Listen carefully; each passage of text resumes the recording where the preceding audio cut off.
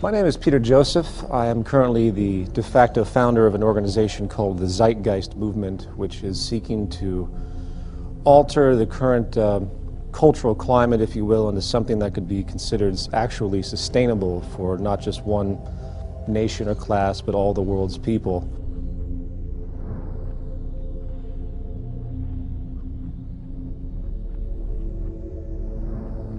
We live in a paradigm now where we have society operating on the idea that we can grow infinitely. Therefore, we keep buying and consuming regardless of how many resources we have. This creates a collision course with nature, which the world is figuring out right about now on many levels, that the Earth is essentially a closed system. It took billions of years to create the minerals we have. It took many, many hundreds of millions of years to create the fossil fuels which govern everything we have. And amazingly enough, we've created this system where we're using all of our resources to create the economic growth required to sustain employment and everything else. And simultaneously, we're diminishing our resources at a near exponential rate, it seems, as population continues to grow. And no one seems to understand that it's an absolute clash, and that eventually we're going to run out of pivotal resources, and eventually you're going to see things, I don't know, like the human population start to dwindle down.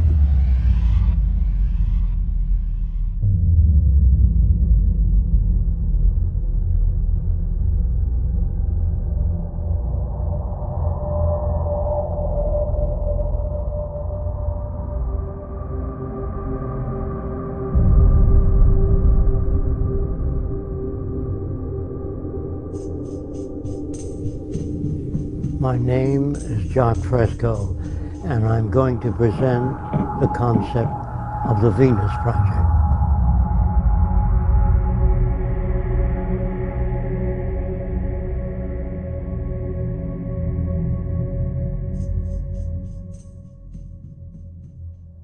If you don't want war, if you don't want poverty, hunger, unemployment, you have to declare all the Earth's resources as the common heritage of all the world's people. All the artificial boundaries have to be removed so that people can travel anywhere. It has to be a global society. There are many people that feel, well, let's develop each country. You can't do that, because if the Russians do experiments with nuclear materials and the Chinese, that air goes all over the world. So it's very hard to work independently. So I would say, if you want these things, you have to change the way your society operates.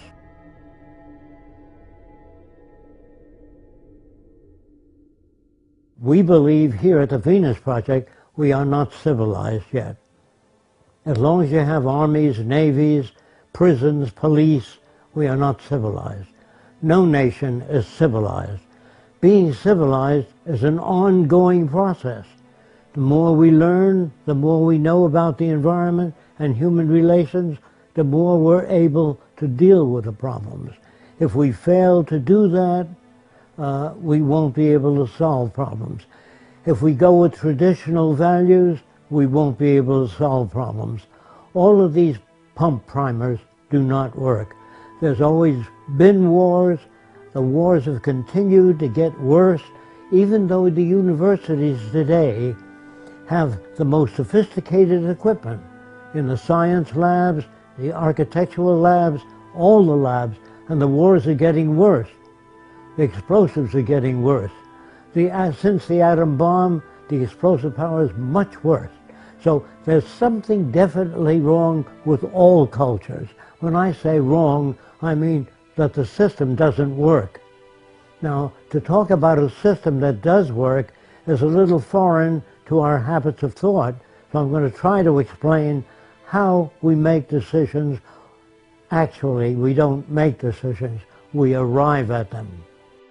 The only way a real society can operate, period, is in a steady state economy, meaning you don't have the mechanism of constantly needing to do anything other than being sustainable in your everyday living and having society recognize the attributes of sustainability rich are required. That's the value system orientation needed to create a stable society. As a brief extension of this, we live in a materialistic culture. We live in a culture that's predicated on inferiority and people thinking that they need more and more and more because of many reasons, because of someone else having more, status-oriented issues, so on and so forth. And that fuels into this mechanism of the growth economy, of getting more and more holidays, people give each other gifts. These are inventions for economics. As long as we use money and the bottom line is profit, then those who control the money are able to make the laws in their favor. And that means that they really don't care about people. They care about wealth, property, and power when that is the main incentive. So when we use a monetary system, there is no justice within this system. There's no making this system equitable. What we need is an entirely new system that we call a resource-based economy.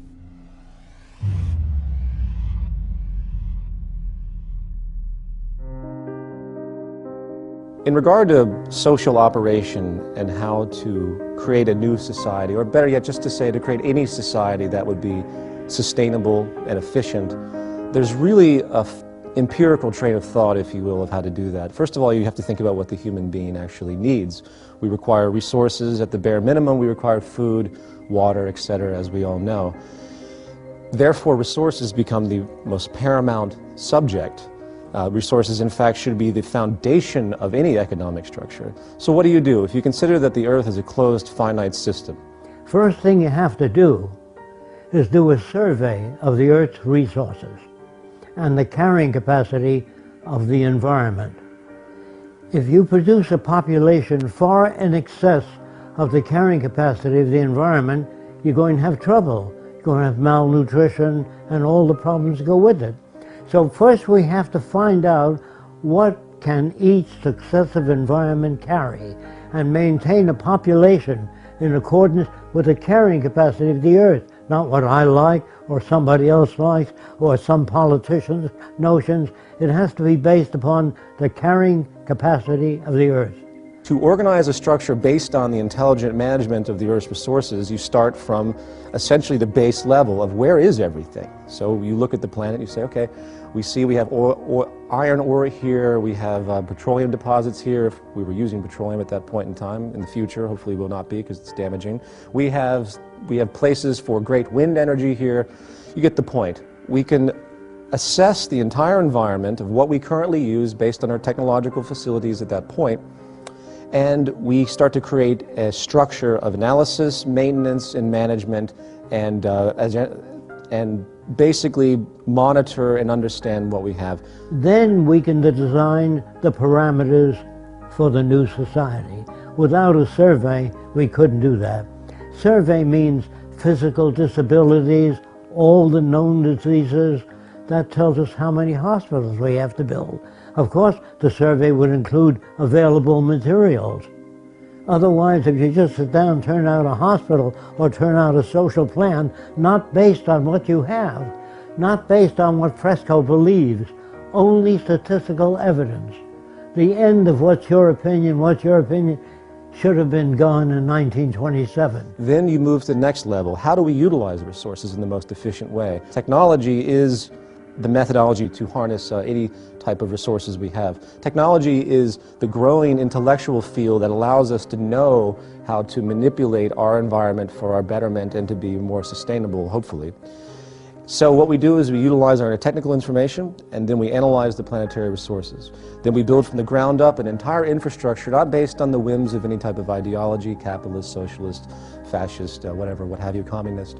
You do it based explicitly on the most efficient means to do it with the most peak efficiency possible based on the technology available at the time, the intellectual resource of the time. You have peak efficiency and sustainability as your goal. You just simply weigh all parameters when you analyze anything, and then you're going to build a society that is essentially, for lack of a better expression, perfect. It's not perfect at all because things are going to constantly change, but it's the best you can do at that point in time, which I think would be a variance of perfection.